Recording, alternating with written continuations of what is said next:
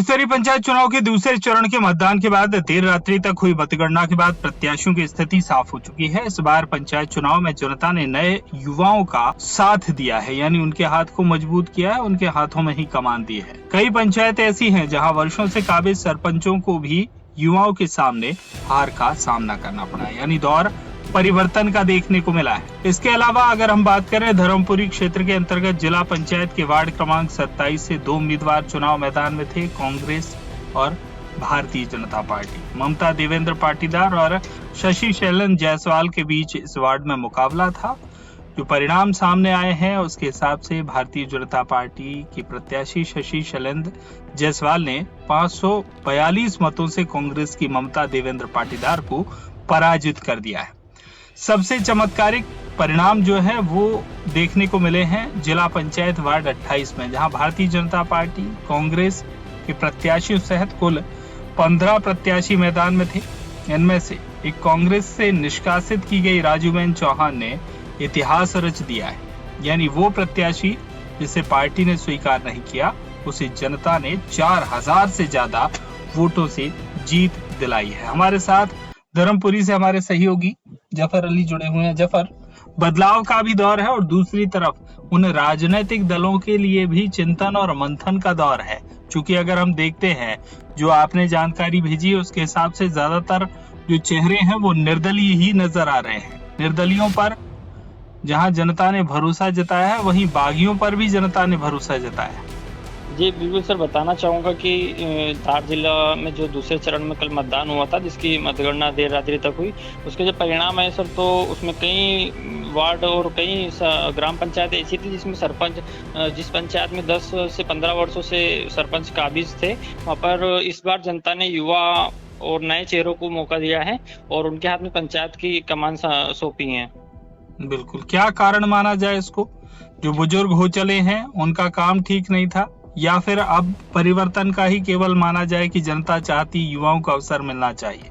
बिल्कुल, जनता का यही कहना है कि इस बार जनता ने जो है कि पूरा मूड परिवर्तन का बना रखा था और इसी के साथ में जो दोनों पार्टी से बागी थे, इसमें सबसे ज्यादा जो कल जीत हासिल हुई है निर्दलीय उम्मीदवारों की जीत हुई है। बिल्कुल, यहाँ जो एक नाम है वार्ड नंबर 28 का, ये तो एक तरफ से देखा जाए तो कांग्रेस ने जिन्हें पार्टी से ही 6 साल के लिए निष्कासित कर दिया, जिन पर पार्टी ने अनुशासनात्मक कार्रवाई की, जनता ने स्वीकार किया। क्या राजनीतिक दल के जो नुमाइंदे हैं, निश्चित तौर पर टिकट देने से पहले भारतीय जनता पार्टी और कांग्रेस दोनों ने मंथन किया।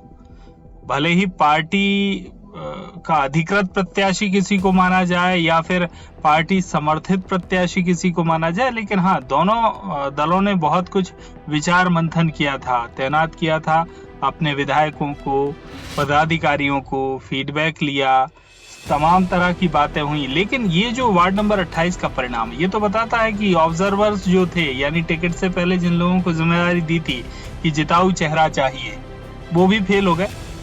जी बिल्कुल सर, जो वार्ड 28 था इस पर पूरे क्षेत्र के लोगों की नज़र थी और इसके परिणाम देर रात्रि तक है, जिसके बाद में राजूबेन चौहान जो एक कांग्रेस की नेत्री थी, जिन्होंने वार्ड नंबर 28 से अपना जिला पंचायत सदस्य के लिए फॉर्म भरा था। फॉर्म भरने के बाद में उनको अधिकृत नहीं किया गया था और उन पर फॉर्म निकालने के लिए बात हुई थी, लेकिन उन्होंने फॉर्म नहीं निकाला था, जिस पर से उन पर कांग्रेस पार्टी ने कार्रवाई करते हुए 6 साल के लिए निष्कासित किया था। उसके बाद भी वो डटी रही और दमखम के साथ में उन्होंने चुनाव लड़ा, जिसके परिणाम उनको कल 4000 से अधिक मतों से उन्होंने विजय प्राप्त की है।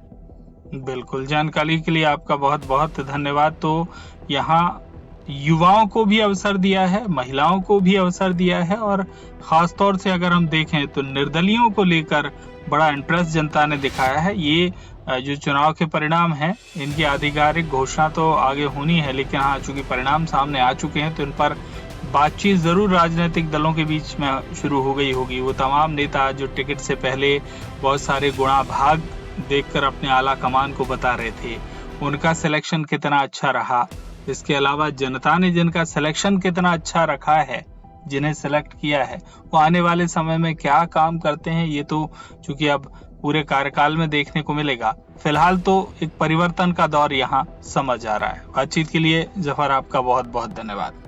जी।